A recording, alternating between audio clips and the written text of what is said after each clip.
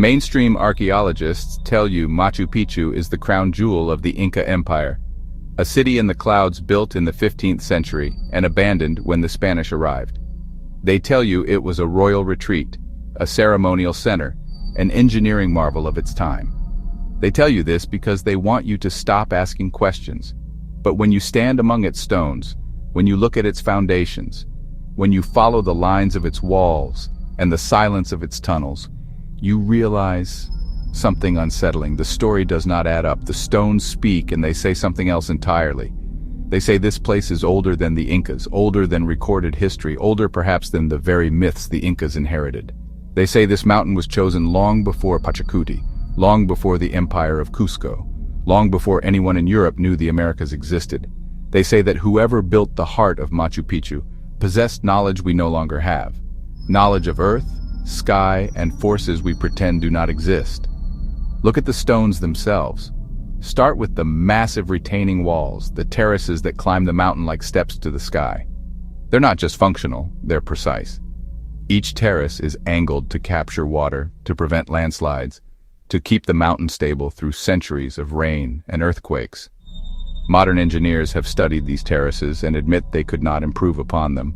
But beyond the terraces, look at the structures at the site's core. The Temple of the Sun, the Room of the Three Windows, the Intihuatana Stone. These are not rustic, they are not rough Inca work. They are megalithic, cyclopean, massive blocks of granite and andesite, some weighing 20, 30, even 50 tons, fitted together so tightly that even a modern razor blade cannot slip between them. And yet they are not uniform. They curve to follow the natural shape of the stones, locking like puzzle pieces in ways that defy not just primitive tools but logic itself. There are no tool marks, no evidence of chiseling. Some stones have smooth, almost melted edges, as though they were softened and fused into place. Mainstream archaeology insists the Incas did this with stone hammers and patience. But ask yourself, why is this style confined to certain core structures, while the rest of Machu Picchu is clearly of a different, rougher, later construction? Walk through the site and you'll see it. Two different cities layered into one. The lower, older parts, precise, earthquake-proof, timeless. The upper, newer additions, still impressive but crude by comparison. It's the same pattern seen at Sacsayhuaman, Ollantaytambo, Pisac, and even across the continent at Puma Punku in Bolivia. Superior foundations no one claims, with later cultures building on top of them like tenants occupying a house they did not build. The Incas themselves never claimed to have built these foundations. In fact, when the Spanish asked them about the massive walls of Cusco and the stones of Sacsayhuaman, they said they were the work of the Viracochas, a race of bearded, pale-skinned gods who came from across the sea in ancient times, taught the ancestors how to work stone, and then vanished. Viracocha. The name echoes through Andean legend like a ghost. The creator god, bringer of civilization who came in a time of darkness to teach humanity how to survive. Some accounts say he and his followers were driven away by ungrateful men, promising one day to return. When the Spanish arrived, many Andean peoples thought Viracocha had returned in the form of pale-skinned conquerors. One reason they initially hesitated to resist. But what if Viracocha wasn't just a myth? What if it was a memory of a real forgotten civilization that spanned oceans, left its mark on the world, and then vanished into cataclysm and time? This possibility becomes harder to ignore when you examine Machu Picchu's design.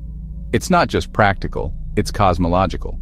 The city's layout forms the shape of a condor, a sacred bird in Andean mythology representing the upper world, the realm of gods and spirits. The Temple of the Sun is aligned with the winter solstice sunrise, a beam of light illuminating its inner chamber on the shortest day of the year.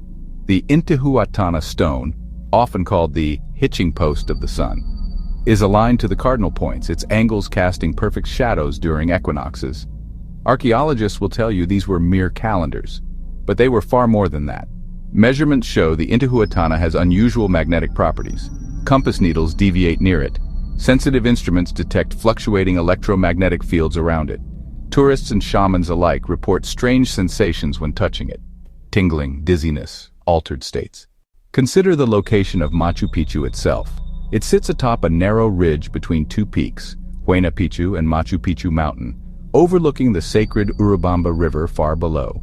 This ridge is a natural energy conduit. Geologists have found it lies at the intersection of multiple fault lines where tectonic pressures generate telluric currents, natural electromagnetic forces.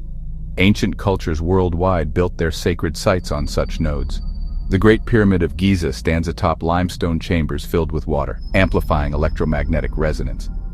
Stonehenge sits on intersecting ley lines. Teotihuacan's Avenue of the Dead aligns with the setting of the Pleiades. Machu Picchu joins this pattern as another node in a global network. Now ask yourself, how did cultures separated by oceans and continents come to build so similarly, in such similar locations aligned to the same celestial markers? Coincidence? Or did they share a common origin, one erased from our history books? And what lies beneath Machu Picchu? We don't know because we're not allowed to know. In 2000, a National Geographic film crew drilling near the Intihuatana Stone accidentally damaged it. The outrage was immense, and since then, excavations have been severely restricted. Applications for ground-penetrating radar surveys are consistently denied. Locals whisper of sealed tunnels under the citadel, blocked with massive stones long ago. Hiram Bingham's private journals, rarely discussed in public, mention a cave near the site containing strange objects, which were removed and sent to Yale. What were they? Advanced tools? Unusual alloys? Evidence of a pre-Inca culture with technology far beyond what we imagine? They are not in Yale's official inventory of returned artifacts. They vanished. And here's another question. Why was Machu Picchu's discovery in 1911 so heavily publicized by the US media, right as Peru's resources were being snapped up by foreign companies? Was the site promoted as a national treasure to distract from what was being taken out quietly? Were artifacts spirited away under the guise of scientific study and hidden in private collections or secret research programs? Consider how the narrative of Machu Picchu has been shaped. Tourists see a picturesque, lost city of the Incas, a wonder of human perseverance. They are not told about the electromagnetic anomalies, the possible tunnels, the missing artifacts, or the Inca legends of Viracocha. They are not told that Machu Picchu's most precise stonework has no known quarry source. No one can say for certain where some of those massive blocks came from. They are not told that similar techniques appear halfway across the world in places like Egypt and Japan. Zoom out further. Plot Machu Picchu on a globe alongside Giza, Easter Island, Angkor Wat, and other enigmatic sites.